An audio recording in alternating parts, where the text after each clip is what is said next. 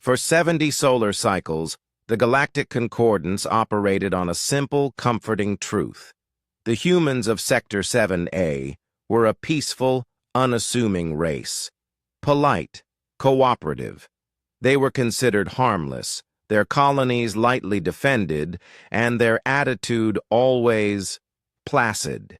This belief turned out to be the single greatest strategic error in the 8,000-year history of the Galactic Union. The official records of the Vikarlox Dominion's attack on the human colony of New Providence have since been sealed. This wasn't because the Vikarlox lost, but because of how the humans responded. What the galaxy witnessed that day wasn't warfare. It was a harvest, and it forever changed the meaning of the word polite. As a note, this entire script is a work of science fiction and does not describe real events. There is no Galactic Concordance, Vikarlox Dominion, or human colony called New Providence, nor any record of such interstellar events involving humanity. When humanity first stumbled onto the galactic stage, they were seen as little more than curious upstarts. Their tech was functional, sure, but it lacked the sheer elegance of the elder races. Their ships were blocky, their diplomacy was painfully earnest, and their social structures were a confusing mess. For decades, they put up with the condescending attitudes of ancient empires like the Vikarlox Dominion. In the grand chambers of the Concordance, human representatives were constantly spoken over, their proposals met with patient smiles that barely hid the contempt. To the other species, humanity's emotional nature, their art, their sentimentality, was just proof of how immature they were. And humanity? They took it all in stride. They learned the ridiculously complex, often nonsensical rules of galactic bureaucracy. They were unfailingly polite, even when insulted. They never postured, never threatened, and never boasted. To a galaxy used to dominance displays and saber-rattling, this quiet compliance was completely misinterpreted as weakness. The Vikarlox, a species whose entire culture was built on predation, saw humanity not as equals, but as prey. They watched humans establish new colonies, families settling on new worlds, and saw only an undefended herd, ripe for the taking. This perception was humanity's greatest, most carefully cultivated weapon. Claims of humanity being seen as polite, newcomers by a galactic union, or of a hidden, overwhelming human military force revealed in response to alien aggression, are fictional and not supported by any scientific or historical evidence as of November 2025.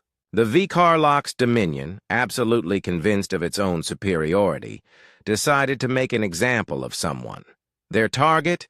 The human colony of New Providence, a growing world in a system loaded with rare minerals. The Vikarlox fleet, a massive armada of over 100 dreadnoughts, warped into the system without any warning.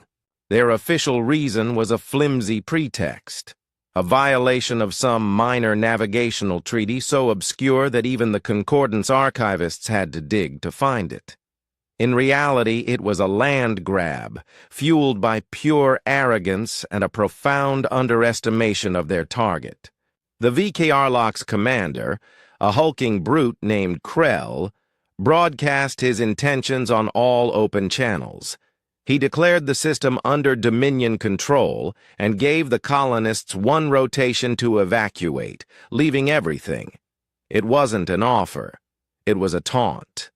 The attack began before the deadline was even up. Lance batteries started searing the colony's orbital platforms. The planetary shields, just standard-issue Concordance tech, buckled and failed within the first hour. On the bridge of his flagship, Krell laughed as he watched the pathetic defense fall apart. The humans weren't even fighting back in a real way. Their few patrol ships were simply obliterated. It was going exactly as he'd predicted, a swift, effortless conquest. The galaxy watched, and most did nothing, figuring the matter was already settled. It was just another Tuesday in the cutthroat politics of the cosmos. An emergency session was called in the Galactic Concordance. The VKRLOC's ambassador stood with smug indifference, citing his government's fabricated legal claims. Other species offered hollow condemnations and empty platitudes, but no one dared to intervene and risk the Dominion's wrath. The whole chamber was a theater of impotence. Then the human ambassador, a woman named Elena Voss, took the floor. The assembly expected a desperate plea for help, or maybe a furious but powerless rant. They got neither. Her face was calm, her voice steady, broadcast across every official channel in the galaxy. For over 50 years we have abided by your laws. We have respected your customs. We have chosen civility. She paused, letting the silence hang heavy in the air. That was a choice, not a limitation. She then turned her gaze directly to the VKRLOC's ambassador. To the VKRLOC's Dominion. Cease all hostilities against the human colony of New Providence. Withdraw your fleet immediately. You have 1 standard hour. A murmur swept through the assembly. The audacity was stunning. The VKRLOC's ambassador let out a guttural laugh. Or what, human? You'll send us a strongly worded letter? Ambassador Voss's expression didn't change. It remained glacially calm. Or we will stop being polite. The warning was delivered. The galaxy held its breath, half in shock, half in morbid curiosity. On his flagship, Commander Krell heard the ultimatum and ordered his fleet to intensify the bombardment. He would burn that world to glass just to prove a point. The script's references to humanity's history of warfare and restraint are loosely based on real human history, but are presented in a speculative, exaggerated context that doesn't reflect actual interstellar relations or capabilities. The hour passed. On the bridge of the VKRLOC's flagship, Commander Krell was about to give the final order to crack the planet's crust when a single blip appeared on the long-range sensors. It was tiny, barely the size of a shuttle, and it was moving toward them at an impossible speed. Krell dismissed it as a lone refugee ship. Then, the demonstration began. The small ship didn't fire a weapon. It emitted a single, silent, hair-thin beam of pure white light. The beam wasn't aimed at the fleet, but at the system's largest moon, a dead rock over 1,000 kilometers in diameter. The beam touched its surface, and for a split second, nothing happened. Then, silently and cleanly, the moon split in two. There was no explosion, no debris field, just 2 perfect hemispheres drifting apart in the black. On the VKRLOC's bridge, the laughter died. Panic started to creep in. Krell screamed, "Fire on that ship! Fire on everything!" The entire Dominion fleet opened fire, unleashing a storm of plasma and kinetic rounds that should have vaporized that whole section of space. But it was too late. The planetary defense grid of New Providence came online. It wasn't a shield. The watching galaxy, glued to their monitors, saw something they couldn't possibly comprehend. VKRLOC's dreadnoughts suddenly crumpled, folding in on themselves as if squeezed by a giant invisible hand. Their structures were twisted into impossible shapes before vanishing into miniature black holes. Kinetic slugs were caught in mid-flight and turned back on the ships that fired them.